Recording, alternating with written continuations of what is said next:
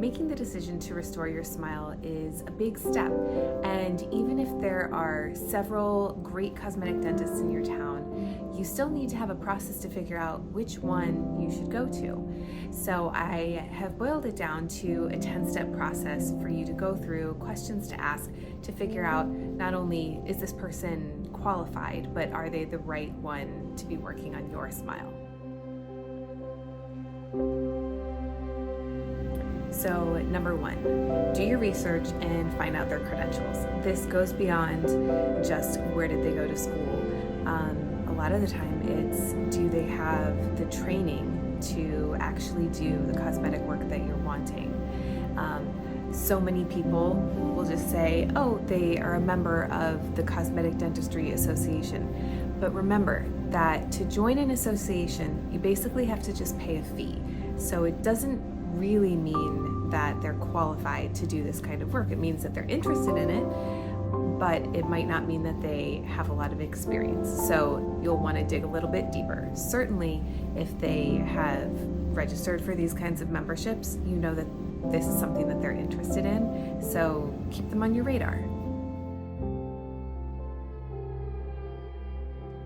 Step number 2 is to evaluate how much experience they really have doing veneers or the cosmetic work that you're looking for. And one of the ways that you can do this is asking to see their before and afters. Now, if they've been doing this for a really long time, they'll not only have several before and afters for you to look at, they will probably also have ones that look pretty similar to the work that you need to have done, whether it's the spaces between your teeth or discolorations or chipping. They'll be able to show you specific cases of, this was the problem that somebody came in with, this is what I was able to do for them, so you can anticipate if this is the type of artistry that you're really going to resonate with.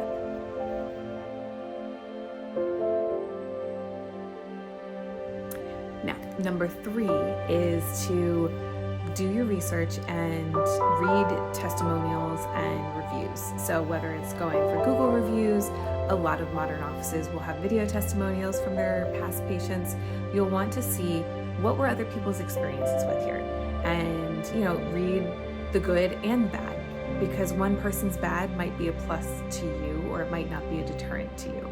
So go through, read several of these reviews so you can get a feel for how are they treating people, are they taking care of them, are they making people feel important when they're in their office, or is this really just kind of a mill where they're churning people out?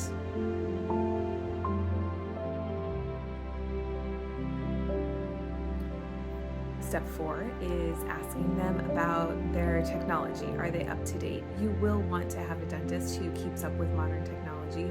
Not to say that they have to go and invest in every new machine that's out there, but you want someone who's actually keeping up with modern materials, modern techniques.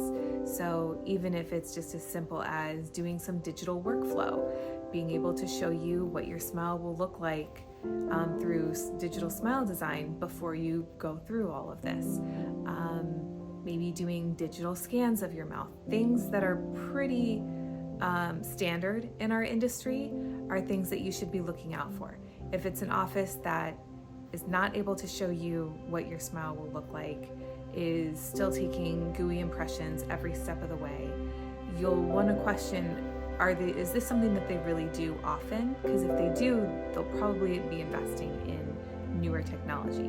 Now, when it comes to the impressions, for the final step, most high-end labs still will require us to do the traditional impressions. They say that the scans are not sensitive enough for that part. So, don't discount a dentist for still needing to do some impressions, but they should have some aspect of digital technology in their office to show you that they are keeping up with modern times.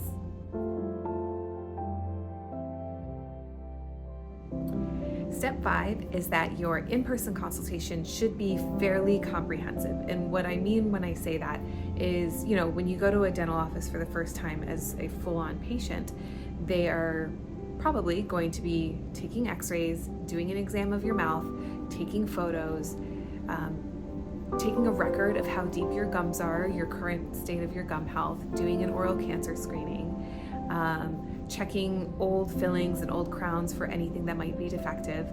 And, in a full new patient exam, if you're just going for regular dentistry, they're probably going to do a cleaning in most offices. When you go in for a cosmetic consultation, they should be doing all of these things, even if you're not getting a cleaning done. They should be checking your gum health. They should be checking for oral cancer, for any signs of instability in your bite as far as chipping or cracking. So all of these things are really necessary to know in order for them to create a comprehensive plan of something that will last. Even though it's cosmetic, it still needs to be really functional, because we're talking about your smile and your teeth. You still need to be able to talk and chew and be comfortable with this. So really gathering all of that information is necessary if they're going to be doing this expensive and time-intensive work on you.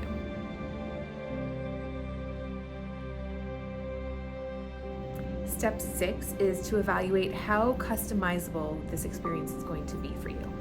Now, I always tell people that I can make your teeth look as natural or as fake as you want me to, and it's true, because porcelain is a lot like having a bespoke suit made. So, the difference between custom and bespoke is that custom, you're picking the color, you're picking the style, they're taking measurements and they're making it for you. Bespoke, you're picking every little detail in terms of like the thread that they use on a buttonhole, the lining inside, the type of cuff you want, maybe the different cuts of the collars. Every single little detail can be changed and customized to you, and it's probably the most comfortable suit that you will ever wear. Now, for veneers, there are certain levels of dentists that have been trained in different degrees of customization. So a general dentist can certainly do veneers on you, and they will, they'll take a mold, they'll send it out to the lab, and the lab will send them what will look good. It will look decent. But if you really want to go that extra mile, you're looking for a truly trained cosmetic dentist who will talk to you about your face shape, about your skin tone, about the whites of your eyes, about how your teeth fill out your smile currently, about how muscle strength on different sides of your face will affect the shape of your teeth. All of these things are so totally customizable that you're going to get a product in the end that feels a lot more comfortable and looks a lot more natural. So you'll want to evaluate your dentist in terms of asking them just a blanket question. Say, what factors are you considering when you're coming up with the design of my teeth? What are you looking at that influences the way that you design it? And then just sit back and let them answer. See how many things they're coming up with that they bring into their design, and that'll give you a good idea if this is something that they do a lot of, that they have a lot of training in, and that they really are hands-on with or not.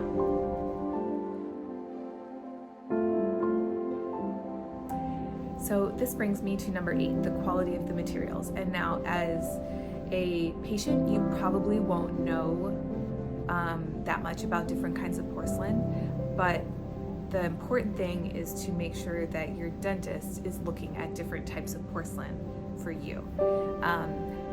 Different kinds will be chosen based off of kind of a grinding pattern on your teeth, the color of your teeth, things that they're trying to achieve. And most dentists that do a lot of cosmetic work know that there are several different brands of porcelain, and they each kind of act differently. So they're choosing a specific brand based on your needs and what your goals are. Step 9 would be to ask your dentist, what is your training in cosmetic dentistry? Because when we graduate from dental school, it teaches us more broadly how to take care of patients, how to get people out of pain, how to take care of cavities, how to prevent cavities, things like that. It doesn't really touch cosmetic dentistry. Most dental schools don't. And even if they do, it's very limited experience. So really the only way to go and get formalized training is to seek out really specialized cosmetic courses. And the ones that are considered kind of the top of the game right now are Aesthetic Advantage. I would say that's number 1 because it's the only one that does hands-on training, working on patients, and it's really collaborative. Smile Trend Institute is another really well-known one, and Spear also, it teaches a lot of cosmetics, but it's a little more geared toward the bite. So anyone who has taken these courses will have a lot of training in cosmetics. Now, I would be wary of people saying, oh, well, I do all this continuing education. I go to my state dental conference every year. The state dental conference, it provides a certain type of training, but it's more general. It certainly is not hands-on. And even if they're learning a cosmetic class there, they're probably sitting in an auditorium with 300 other dentists. They're probably not able to ask questions. They're definitely not doing anything with practicing.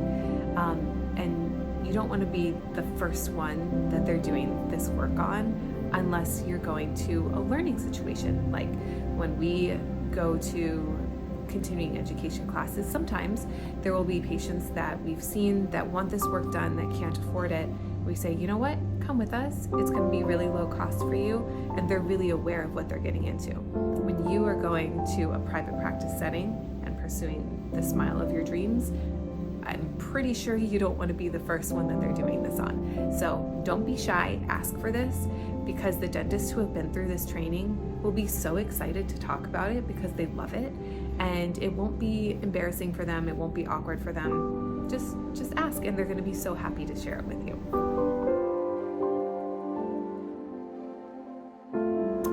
So this brings me to my final question to ask your dentist, or any dentist that you're interviewing for this process, and that would be, ask them what their protocol is for maintenance and at-home care.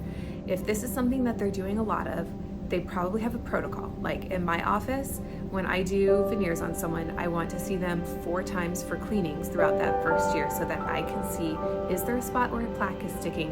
Is there a spot that looks like it's wearing?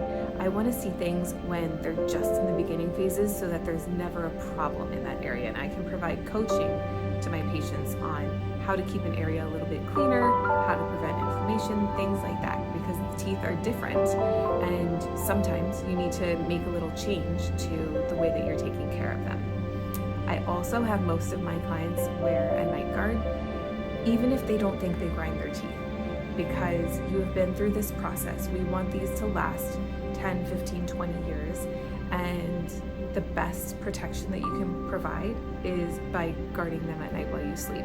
Even if you don't grind your teeth most of the time, the one night that you have had a really stressful week and you grind on them, you can chip one, just like you can chip a tooth grinding your teeth. So in terms of all that you've been through to really achieve this dream smile, you should really protect it with something like a night guard. So I hope all this information was helpful for you. If you are just starting this journey of updating your smile, I think veneers are a wonderful way to go.